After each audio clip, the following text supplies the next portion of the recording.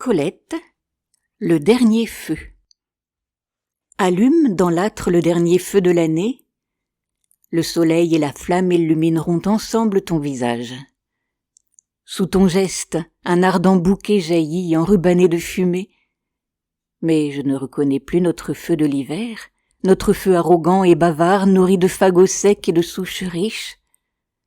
C'est qu'un astre plus puissant, entré d'un jet par la fenêtre ouverte, habite en maître notre chambre depuis ce matin. Regarde, il n'est pas possible que le soleil favorise autant que le nôtre les autres jardins. Regarde bien, car rien n'est pareil ici à notre enclos de l'an dernier. Et cette année, jeune encore et frissonnante, s'occupe déjà de changer le décor de notre douce vie retirée. Elle allonge, d'un bourgeon cornu et verni, chaque branche de nos poiriers, d'une houppe de feuilles pointues, chaque buisson de lilas. Oh, les lilas, surtout, vois comme ils grandissent. Leurs fleurs que tu baisais en passant l'an dernier, tu ne les respireras, mai revenu, qu'en te haussant sur la pointe des pieds. Et tu devras lever les mains pour abaisser leurs grappes vers ta bouche. Regarde bien l'ombre sur le sable de l'allée que dessine le délicat squelette du tamaris. L'an prochain, tu ne le reconnaîtras plus. Et les violettes elles-mêmes éclosent par magie dans l'herbe cette nuit, les reconnais-tu? Tu te penches, et comme moi tu t'étonnes. Ne sont-elles pas ce printemps-ci plus bleues? Non, non, tu te trompes. L'an dernier je les ai vues moins obscures, d'un mauve azuré, ne te souviens-tu pas? Tu protestes, tu hoches la tête avec ton rire grave, le vert de l'herbe neuve décolore l'eau mordorée de ton regard. Plus mauve, non plus bleu. Cesse cette taquinerie, porte plutôt à tes narines le parfum invariable de ces violettes changeantes, et regarde en respirant le filtre qui abolit les années, regarde comme moi ressusciter et grandir devant toi les printemps de ton enfance. Plus mauve, non, plus bleu. Je revois des prés, des bois profonds que la première poussée des bourgeons embrume d'un vert insaisissable. Des ruisseaux froids, des sources perdues, bues par le sable aussitôt que nées, des primes verts de Pâques, des jeannettes jaunes au cœur safrané et des violettes, des violettes, des violettes. Je revois une enfant silencieuse que le printemps enchantait déjà d'un bonheur sauvage, d'une triste et mystérieuse joie. Une enfant prisonnière le jour dans une école, et qui échangeait des jouets, des images contre les premiers bouquets de violettes des bois, noués d'un fil de coton rouge, rapportés par les petites bergères des fermes environnantes. Violettes à courte tige, violettes blanches et violettes bleues et violettes d'un blanc bleu veiné de nacre mauve, violettes de coucou anémiques et larges qui haussent sur de longues tiges leurs pâles corolles inodores, violettes de février, fleuries sous la neige, déchiquetées, roussies de gel, laideronnes, pauvresses, parfumées, ô violettes de mon enfance, vous montez devant moi, toutes, vous treillagez le ciel laiteux d'avril, et la palpitation de vos petits visages innombrables m'enivre.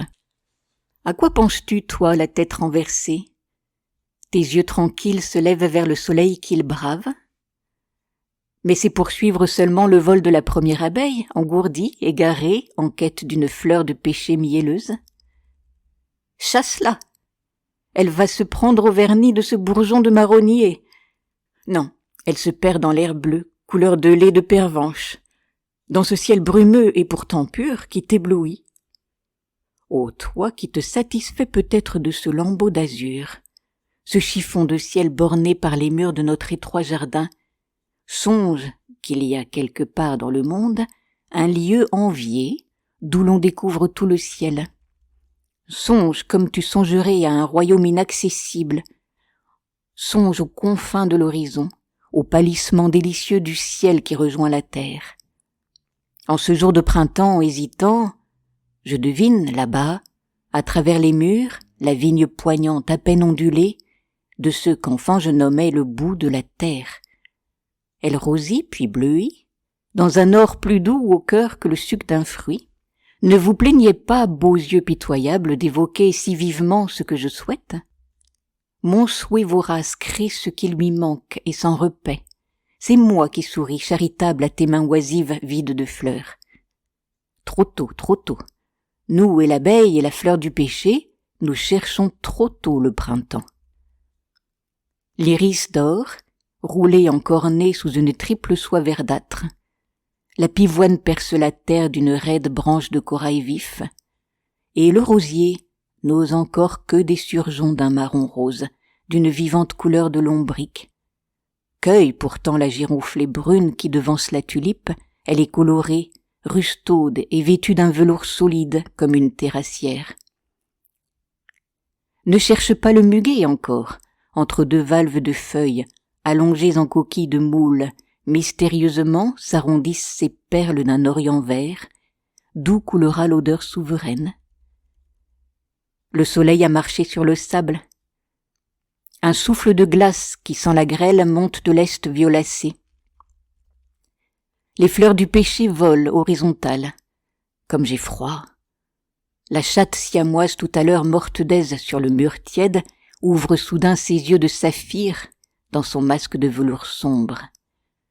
Longue, le ventre à ras de terre, elle rampe vers la maison en pliant sur sa nuque ses frileuses oreilles. Viens, j'ai peur de ce nuage violet, liséré de cuivre qui menace le soleil couchant. Le feu que tu as allumé tout à l'heure danse dans la chambre comme une joyeuse bête prisonnière qui guette notre retour. Ô dernier feu de l'année, le dernier et le plus beau, ta pivoine rose échevelée emplit l'âtre d'une gerbe incessamment refleurie. Inclinons-nous vers lui, tendons-lui nos mains que sa lueur traverse et ensanglante. Il n'y a pas dans notre jardin une fleur plus belle que lui, un arbre plus compliqué, une herbe plus mobile, une liane aussi traîtresse, aussi impérieuse. Restons ici. Soyons ce Dieu changeant qui fait danser un sourire en tes yeux mélancoliques. Tout à l'heure, quand je quitterai ma robe, tu me verras toute rose comme une statue peinte. Je me tiendrai immobile devant lui, et sous la lueur haletante ma peau semblera s'animer, frémir et bouger, comme aux heures où l'amour, d'une aile inévitable, s'abat sur moi. Restons. Le dernier feu de l'année nous invite au silence, à la paresse, au tendre repos. J'écoute, la tête sur ta poitrine, palpiter le vent, les flammes et ton cœur, cependant qu'à la vitre noire toque incessamment une branche de pêcher rose, à demi effeuillée, épouvantée, et défaite comme un oiseau sous l'orage. J'espère que cet audio vous a plu. N'hésitez pas à cliquer sur le pouce.